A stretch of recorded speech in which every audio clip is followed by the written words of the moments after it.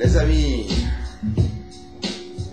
ouais, on est bien sûr Parlons Ballon, vous êtes bien sûr Parlons Ballon, réunis avec une petite intro musicale pour cette émission qui va un petit peu aborder, comme habituellement chaque semaine, chaque fin de semaine, toute l'actualité de l'Olympique Lyonnais en particulier.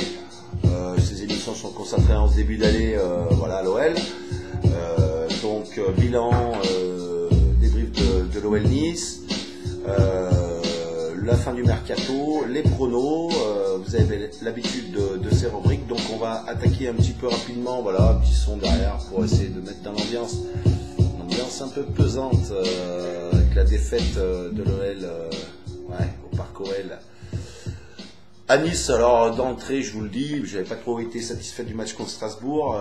On va y revenir un peu plus tard. Et bon, j'ai fait un petit post en disant que si on voulait voir du foot à Lyon, c'est un vendredi soir, il fallait plutôt être à Balmont pour la Duchère. Donc ça me permet de saluer les hommes du président Tria et de Karim Mokaden qui ont gagné 3-0 contre Drancy, qui sont en tête du championnat national. Donc encouragement, force au groupe de supporters de la Duchère, force à cette équipe pour qu'elle puisse maintenir le rythme et espérer pouvoir accéder à la Ligue 2 et devenir le second club professionnel à Lyon. Soutien et force à ce projet. Donc comme quoi finalement quand on aime le foot à Lyon, on a toujours des motifs de satisfaction chaque week-end. Je fais une petite parenthèse sur ce club de National 2, MDA Chasselet qui a perdu à Grasse il me semble. Saint-Priest qui a fait match nul 2-2, la réserve de l'OL 6-0 contre, je crois que c'était contre Pontarlier, donc il y a eu aussi du spectacle pour les amateurs de foot à aller voir sur les terrains parce que le spectacle de vendredi soir n'était vraiment pas à la hauteur. Franchement, que dire c'était un peu en fait le même match contre Strasbourg, sauf qu'on a eu la chance de marquer sur la fin de première mi-temps contre Strasbourg et qu'ensuite on a vu, comme je l'avais dit dans certains posts, répondant un peu à tous ceux qui s'étaient enflammés sur sur 2-0, qu'on avait bénéficié d'espace et parce que du coup Strasbourg s'était un peu livré et que nous du coup on a pu jouer en contre, opérer en contre et marquer ce deuxième but, mais là contre Nice ça n'a pas été possible et puis du coup on était un peu fatigué début de deuxième mi-temps et on a pris un contre en voulant être trop pressé mais sans jouer de manière très efficace en termes de projection vers l'avant. Voilà, quid du positionnement de Bertrand Traoré sur cette aile droite du terrain avec son pied gauche qui revient et que tous les défenseurs de Ligue 1 connaissent maintenant. Donc là c'est pas passé. Alors après on dit on n'a pas de chance et tout ça. Non les amis, parce que sur les 29 tirs de l'Olympique Lyonnais, j'aimerais savoir aussi le nombre de tirs contrés, c'est-à-dire le nombre de tirs prévisibles que les défenseurs ont simplement contré par intelligence tactique, mais bon après il faut vraiment pas être sorcier pour lire dans le jeu de l'Olympique Lyonnais actuellement. Bon, les choses ont été reprises, j'ai vu Pierre Ménès, comme quoi ces gens ne disent pas aussi que des bêtises, mais bon derrière ils n'apportent pas forcément d'idées sur les choses à mettre en place derrière. Bon, ça c'est le boulot de Bruno. Donc le match franchement Terrier sur son côté c'est méritant, on va pas le critiquer parce que il vient d'arriver, mais je pense pas que ce soit un titulaire sur cette aile gauche du terrain, très franchement. Memphis en pointe, c'est toujours pareil. Moi je pense que Memphis en pointe par exemple c'est moins fort en neuf, c'est moins fort que Mariano qu'on a laissé partir, donc on va aussi enchaîner sur les sujets. Donc le milieu de terrain pour finir ce débrief de l'OL Nice, il n'y avait pas à voir. On avait fait un choix un peu différent en faisant rentrer Nabil qui n'avait pas forcément 90 minutes dans les jambes. Ça s'est vu, même s'il a été méritant, mais encore une fois, le déséquilibre, le monopole du ballon, le manque de projection de jeu vers l'avant sur les côtés et un Memphis un peu isolé, parce que moi je veux bien que Memphis puisse jouer devant, c'est-à-dire pas sur un côté, mais dans ce cas-là il faut l'associer dans un 4-4-2. Donc là, on en arrive effectivement après avoir sur des questions de choix tactique et de jeu. Donc sur ce qui avait fonctionné. Donc je sais, je fais des redites, j'ai l'impression de me répéter émission après émission, mais écoutez, les faits sont têtus Et les résultats au bout, ils sont tout simplement la conséquence logique de choix qui sont faits en amont dans la préparation des matchs. Donc je trouve qu'on a peu de variété tactique, peu d'options. Voilà. Alors on remplace des joueurs sur les postes, mais c'est pas en gardant le même système. Mais c'est le système qui va pas, c'est pas les joueurs. Donc après Mariano, voilà, sur un match comme ça, je pense qu'il nous a clairement manqué. Voilà, ça fout que ça arme, son jeu de tête, sur des ballons comme ça en fin de match qu'on peut balancer devant, ben voilà, ben, il est parti au Real, il est retourné au Real, Mariano. Donc moi j'ai fait quelques petits posts, notamment un qui résumait un peu, bon je l'avais déjà cité, voilà, dans la vidéo précédente. Donc voilà, sur le problème liaison milieu attaque, jeu offensif, là c'était vraiment pas bon. Alors Touzard, Dombele à la récupération à deux devant la défense. Bon, on n'a pas spécialement été mis en danger par Nice, mais bon, c'est pas là. Voilà, le problème, on a pris un but finalement. Certes, c'est dommageable, mais ça, c'est des choses qui peuvent arriver. Par contre, on n'en a mis aucun. Donc, c'est bien sur l'attaque qu'il va falloir concentrer un peu nos explications, nos analyses et éventuellement ce qu'on peut voir, observer, proposer. Puis après, c'est pas nous qui décidons, quoi qu'il en soit. Mais en tout cas, nous, on fait le boulot sur le plan journalistique en essayant de décortiquer. Voilà, le match en lui-même. Et après, sur le plan défensif, bon, on a vu quelque chose d'intéressant quand même. Ça, c'est la bonne note de la soirée. C'est le match de Jadon Neuer, vraiment, qui, moi, que j'ai trouvé très bon. Un peu dans la lignée de ce match qu'il avait fait avec l'équipe de Belgique, victorieuse au Stade de France contre les Bleus 4-3. C'était il y a 2-3 ans. Il avait 19 ans et il m'avait beaucoup impressionné ce jour-là. Et là, j'ai vu effectivement un joueur bien complémentaire avec Marcelo. Voilà, qui pourrait même lui devenir plus le patron de la défense, parce qu'il a aussi cette capacité à relancer proprement, qui, voilà, moi je trouve bien joué l'Olympique Lyonnais. Faut dire les choses quand elles sont bien également, hein. Je veux dire, après, alors les gens ne sont pas contents parce qu'on n'a pas mis 45 millions sur Ben Diaz. Voilà, et non, je préfère avoir mis 6,5 sur Denayer, c'est beaucoup plus intelligent. Voilà, donc sur le plan défensif, avec Raphaël qui est dans la lignée de ce qu'il a fait les années précédentes, Kenny Tété, Léo Dubois, qui sont pour l'instant qui n'arrivent pas à détrôner Raphaël sur ce positionnement du couloir droit où il amène aussi pas mal de choses. Moi j'ai trouvé qu'il avait fait un assez bon match. Ferland Mendy de l'autre côté aussi très bien. Voilà, donc la défense, bon, on s'est fait prendre une fois, c'est un peu malheureux, mais bon voilà, sur les quelques situations que les Niçois ont eues, ils en ont converti une sur un tir détourné. Rien à reprocher spécialement à Anthony Lopez. Voilà, donc le bilan du match, on va pas être non plus catastrophique, il ne s'agit pas de. Voilà. Mais c'est quand même problématique de perdre à la maison sur ce match-là, au bout de 3 journées à domicile. 2 défaites déjà au compteur, donc voilà, on va revenir à tout ça par rapport au pronostic, mais bon, j'enchaîne plutôt sur le mercato. Voilà, la partie mercato, le briefing c'est fait, l'entraîneur, le jeu, voilà, on en a dit ce qu'on a dit, réécoutez les émissions précédentes, voilà, vous comprendrez le système des ailiers croix, enfin voilà, de faux pieds qui rentrent, tout ça, ça met pas en valeur. C'est un système de jeu qu'il va falloir revoir parce que ça ne fonctionne pas, notamment contre des équipes bien regroupées. Donc ça, il faut l'entendre, il faut l'accepter, et à un moment donné, changer son fusil d'épaule et essayer de proposer autre chose. Je rajouterai pas plus, voilà, le coup de colère de la semaine dernière, voilà, c'est rien que je le refasse, je ne vais pas surjouer les choses. Ici, vous êtes dans Parlons Ballon, on n'est pas une émission de guignol où on insulte tout le monde, hein, et en 5 minutes, et puis voilà. Voilà, j'essaie de m'adresser quand même un peu à des spécialistes qui aiment le jeu, l'Olympique Lyonnais, et qui ne sont pas là que pour le show. Bon, malgré tout, on essaie d'en faire un petit peu, voilà, petit trait d'humour et de rigolade. Ça, vous connaissez le style. Donc, on va passer au mercato. Donc, l'affaire Mariano, quand même. Faut redire un mot, parce que là, c'est drôle. Là, effectivement, on rentre dans la partie humoristique de l'émission. La fin du mercato de l'Olympique Lyonnais.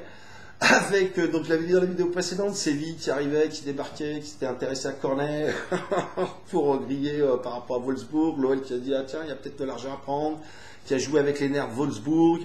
Finalement, Séville, non, c'est Mariano qui nous intéresse véritablement. Enfin bon, les choses qui se sont passées dans la presse, en tout cas nous on l'a vu comme ça.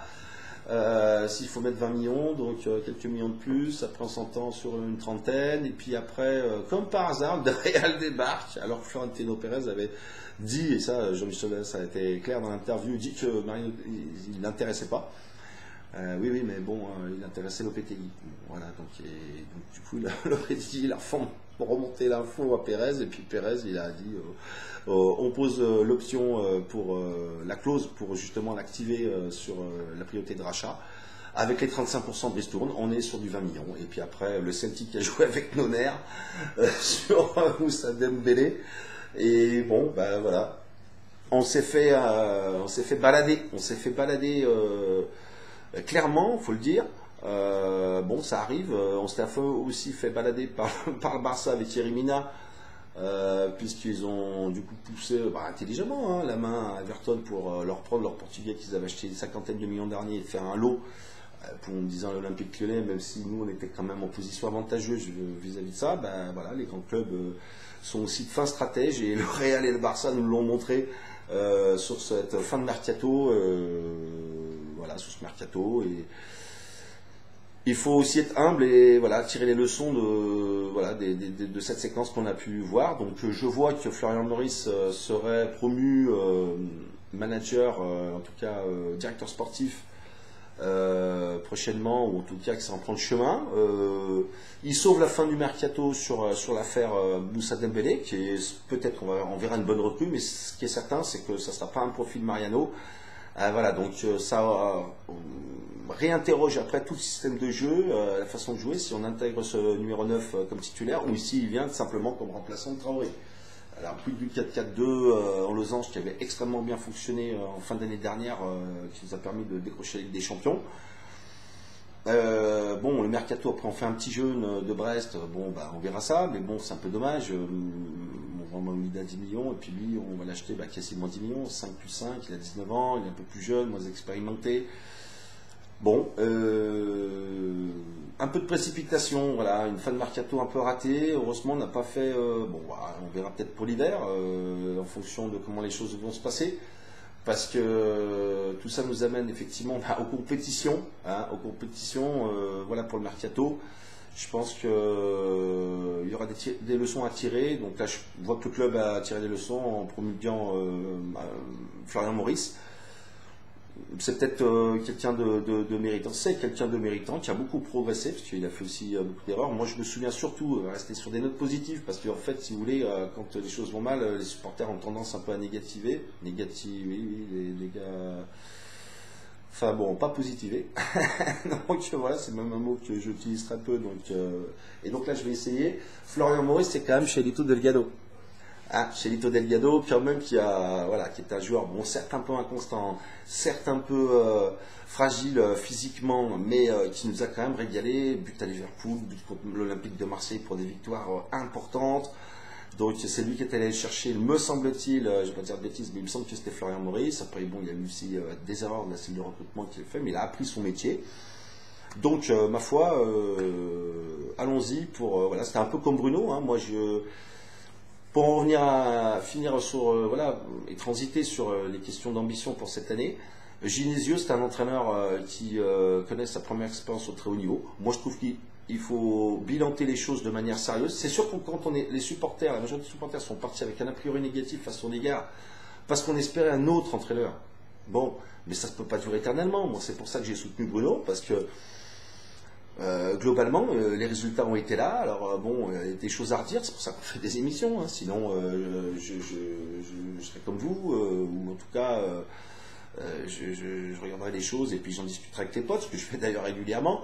Mais je trouvais plus sympa de le débattre et d'en discuter avec vous les auditeurs, avec Pluriel, et puis les chaînes Parlons Ballon Facebook et Parlons Ballon YouTube. Donc, sur Bruno Genesio, je pense que moi j'avais plutôt un a priori de départ positif, parce que des rencontres en tant que jeune, sa façon de se battre aussi sur le terrain, parce que ça, à un moment donné, Bruno Genesio, il faut aussi s'en souvenir comme joueur à l'Olympique Lyonnais, il a fait remonter le club en Ligue 1. Donc et moi je trouve que c'est très bien de donner sa chance comme ça à des gens du club. Bon, maintenant, la question des entraîneurs de l'OL, les débats ont été faits, et voilà. Et pour le Florian Maurice, c'est exactement la même chose. Pourquoi pas à voir un petit peu ce qu'il peut donner. Après, c'est toujours pareil, il faut progresser dans tous les domaines, et bon, c'est le cas. Et sur Bruno, j'ai trouvé qu'effectivement, j'ai mon coup de gueule de la semaine dernière. Voilà, parce qu'à un moment donné, quand on critique, il faut avoir des faits, c'est pas tout de dénigrer les gens, il faut dire les choses, pourquoi, et après proposer quelque chose. Si tu proposes rien, ça sert à rien de critiquer. Hein, ça veut dire que si tu ne proposes pas mieux, simplement tu dis c'est un autre qui pourrait faire mieux, mais cet autre, tu ne sais pas ce qu'il va faire avec l'effectif de l'Olympique Lyonnais. Donc voilà, les questions de jeu, on en a débattu. Je pense qu'il y a à remettre en place le système du 4-4-2 avec Moussa et Dembélé, ça peut être bien.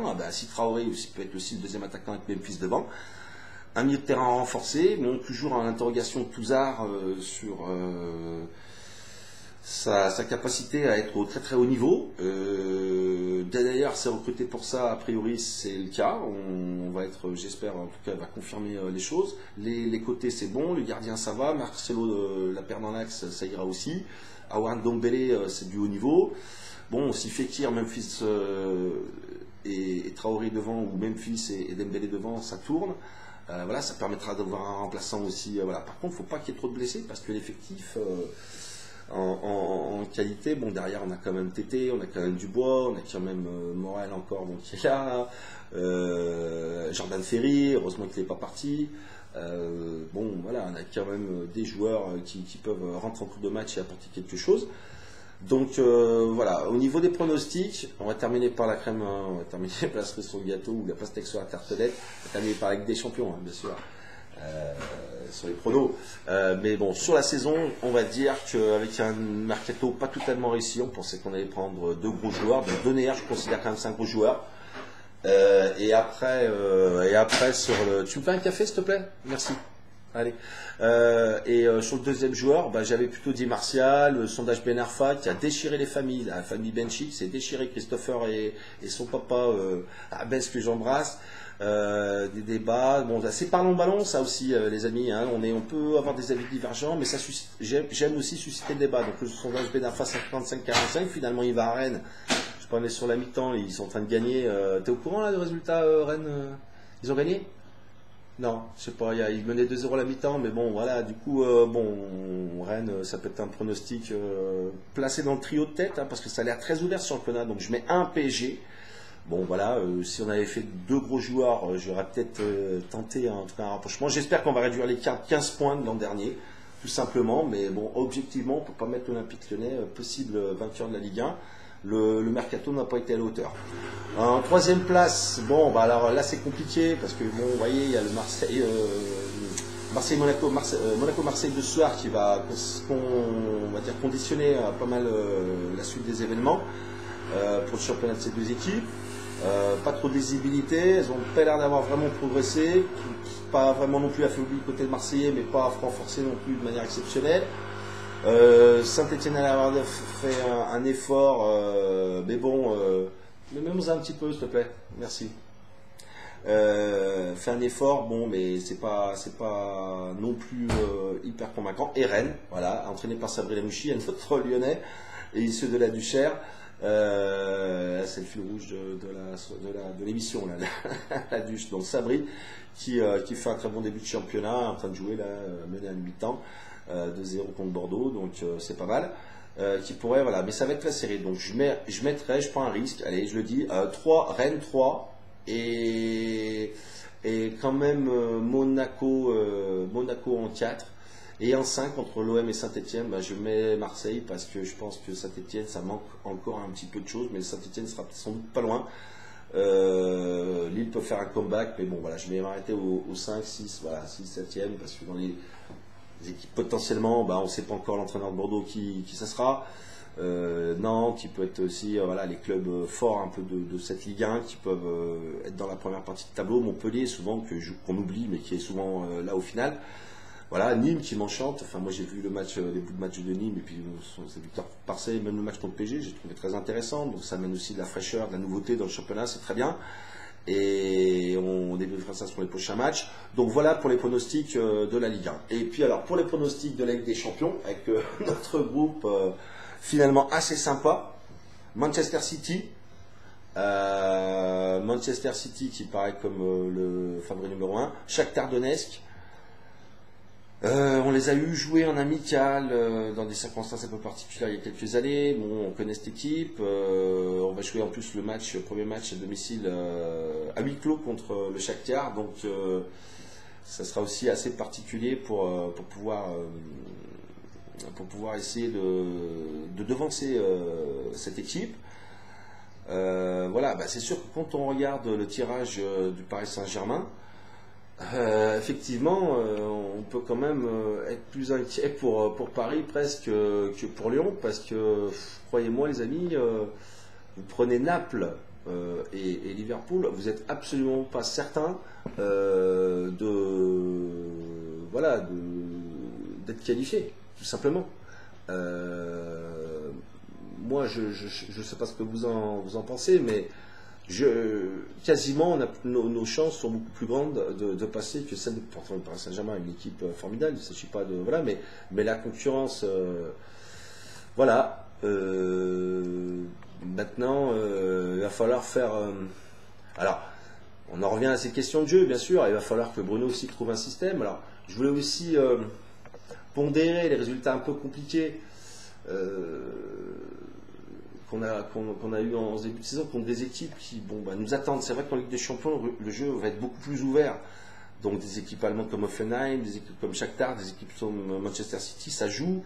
Donc ils peuvent nous faire mal, mais nous aussi, voilà, on va être dans des configurations différentes. Donc il va aussi bien falloir ajuster les choses. Peut-être adopter des tactiques différentes quand on joue en Ligue des Champions et quand on joue en championnat, voilà, contre des équipes qui nous proposent des choses différentes. Avoir son propre style, je pense que c'est l'idéal pour pouvoir l'adapter à l'un à l'autre. Mais enfin, en Ligue des Champions, moi, très honnêtement, je nous vois passer, malgré ce handicap du match à huis clos contre Shakhtar. Voilà, Hoffenheim, on doit passer, et Shakhtar, on doit passer. Après, deux belles confrontations contre Manchester City, et ça sera réussi, tout simplement. Bon, les amis, voilà, je sais, j'aurais aimé, vous pronostiquer une victoire de l'Olympique, enfin, pronostiquer aussi en championnat une bonne nouvelle, et puis en disant que l'OL peut rivaliser avec le PSG. On a déjà 6 points de retard, les amis. On a déjà 6 points de retard, donc qu'est-ce que vous voulez faire? Alors bon, ça veut dire, oui, si on se positionne, ça veut dire s'il faut gagner les 2 matchs contre Paris en championnat. C'est possible, la dernière, on avait fait 2 bons matchs contre eux. Mais bon, en même temps, j'ai l'impression que voilà, ce jeune entraîneur allemand a l'air d'être quand même inventif, il propose des choses. Moi,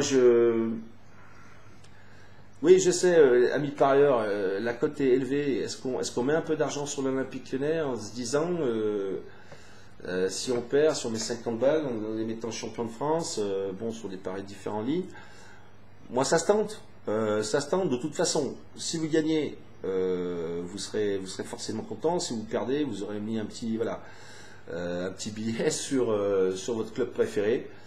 Voilà, club préféré, bien évidemment. Et puis après, il y a d'autres clubs qu'on aime bien aussi sur Lyon. Voilà, la Duchère, Vénissieux, Vaux-en-Velin, Saint-Priest, MDH Chasselet. Voilà, j'essaie de citer un petit peu tout le monde comme à mon habitude. Citer aussi les petits relais sympas, Jean-Claude, les sites Cœur de Lyonnais, Cœur de Gaulle, je crois, qui est un nouveau groupe de supporters. Donc Jean-Claude dédicace, vraiment très sympa. Après, bon, vous me connaissez. Toujours des ambiances musicales un petit peu pour terminer. Bon, là c'est vrai que j'étais un peu parti sur du reggae. Je ne savais pas trop comment vous présenter cette émission, parce qu'on est très déçus de la défaite. En même temps, il ne faut pas non plus s'en arrêter que là. Il faut continuer de proposer des choses. Donc voilà, dans la série info quand même, on a voilà, on remet un petit peu de musique. Reprise des émissions Radio Pluriel, le 16 septembre. Ouais, j'ai mal fait cette émission, on n'a pas terrible. J'ai voulu te donner trop d'infos, mais bon, vous avez l'essentiel, vous avez entendu. Copie du jeu à revoir, 4-4-2, c'est ce qu'on veut voir. Voilà. Mercato moyen. L'OL deuxième pour cette année, c'est ce que je pronostique. Voilà. De toute façon, si on veut être champion, il va falloir gagner 2 fois contre le PSG. Et voilà, on a déjà 6 points de retard. Donc ça va pas traîner en route, croyez-moi. Il va falloir gagner beaucoup de matchs pour être champion. On y croit.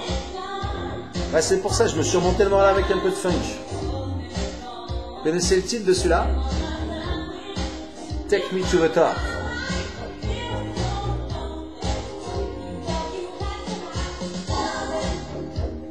Olympico Lyonnais, ouais, ça c'est autre chose.